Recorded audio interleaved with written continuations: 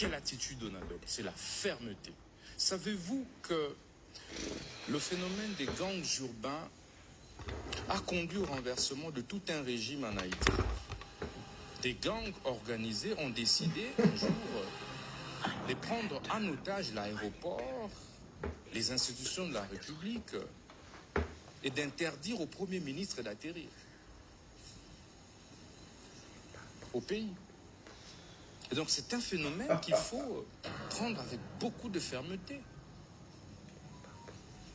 Lorsque, il faut dire qu'avec l'implication du ministère de la Justice, il y a sensiblement, il faut le dire, baisse de la criminalité urbaine, principalement dans la ville de Kinshasa, avec l'implication, le travail que fait le VPM intérieur, notre implication en tant que ministre d'État de la Justice, grâce au travail acharné de nos policiers, de nos militaires. Les amis, le phénomène du gang urbain dont parle Moutamba, et en plus il montre les images. La loi ne prévoit pas une peine de mort pour ces gens-là, parce que c'est lié à plusieurs facteurs, parmi lesquels la pauvreté, parmi lesquels l'abandon de l'État, parmi lesquels la loi ne prévoit pas une peine de mort. Raison pour laquelle l'Organisation des droits de l'homme s'était soulevée pour dire, mais non, en RD Congo là-bas, eh bien, il n'y a pas le respect du droit de l'homme. Oui, parce que la loi n'autorise pas qu'on tue quelqu'un parce qu'il a volé un pain. Et lui, non seulement il parle, mais il montre aussi les images. Pourquoi il n'a pas montré les images des gens qui coupent les bras? Pourquoi il n'a pas montré les images? Non. Il veut quoi? Il veut qu'on dise que Monsieur le Président est un dictateur. Et du reste, c'est la même chose. Les gens du PPRD le disent, les Kagame le dit, Nanga le dit, Kabila le dit. Moutamba est un kabiliste. Il doit couper sa tignasse. Oui. Vous avez chassé Mobutu, mais vous n'avez pas chassé l'esprit de Mobutu. Aujourd'hui, Mobutu est revenu plus fort encore. Vous avez chassé Kabila, mais l'esprit de Kabila, quand ça reste, non, ça ne peut pas marcher. La même chose. Et tout ça, il avait fait ça pourquoi? Il avait fait ça pour que la RDC ne puisse pas avoir l'unanimité au Conseil de sécurité de l'ONU. Hein, les réunions qui s'étaient tenues, oui, pour qu'on ne puisse pas condamner le Rwanda.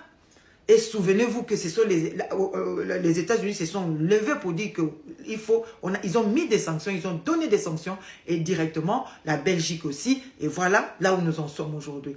Deuxièmement, quelqu'un comme Pero Luara, 4 millions pour quelqu'un qui va juste donner les informations, c'est pas proportionnel. Il le fait pourquoi? Pour qu'on dise qu'en RD Congo, le président est un dictateur. Le pouvoir en place, eh bien, c'est une dictature parce qu'on muselle la presse. La liberté d'expression n'existe pas. Pour preuve, regardez, voilà le ministre de la Justice, il fait d'une pierre deux coups. En même temps, avec ces documents-là, eh bien, Moutamba, Luara pourra avoir le droit d'asile. Et à ce que je sache, en Belgique, là-bas, on lui a refusé 2 fois. Pourquoi? Parce que la RDC est en harmonie avec le royaume de Belgique. Ça, c'est le coup de Moutamba. Troisièmement, eh bien, c'est qu'il est en train de faire aujourd'hui. La manipulation qu'il est en train de faire. Mais mon ami, pourquoi il a fait toute cette manipulation-là?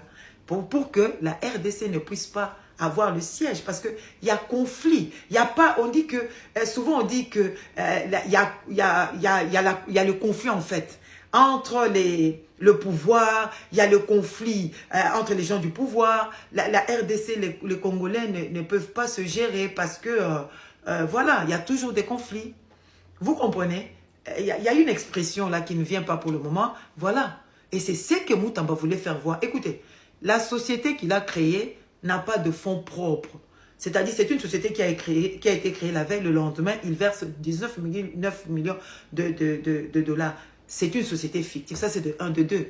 Demandez aux Congolais qui travaillent en RDC s'il est facile de faire des virements. Cet argent-là, il a viré ça comment? Toujours en complicité des grands banques. Bref, tu dois savoir une chose, que le siège que tu as eu là, que la RDC a eu, c'est une grande victoire. Le siège non permanent au Conseil de sécurité de l'ONU, c'est une très grande victoire. Parce que la RDC avait, a déjà eu ce siège-là de 1981 à 1982, de 1990 à 1991. Mais la RDC était oubliée, envoyée aux oubliettes. Regardez même Matata pour sa disparition. C'était simplement pour qu'on dise que le pouvoir en place, M. Tshisekedi, c'est un dictateur. Il supprime même ses opposants. Ils savent là où il est, ils savent. Mais on va dire, ah non, on devait le faire disparaître pour qu'on dise que voilà, c'est comme ça. Donc moi ici, je te parle, toi l'élite congolaise, ajoute à ta foi la connaissance. Regardez Moutamba, simple demande de compte, hein, si je peux dire. Voilà toute cette agitation-là. Ça, c'est travailler pour Kagame, travailler pour Kabila. Travailler parce que souvenez-vous le conflit qu'il y avait entre Lumumba et Kasavubu. Ils ont conclu une chose, que les Congolais ne savent pas se gérer. Parce qu'il y a toujours du désordre quelque part.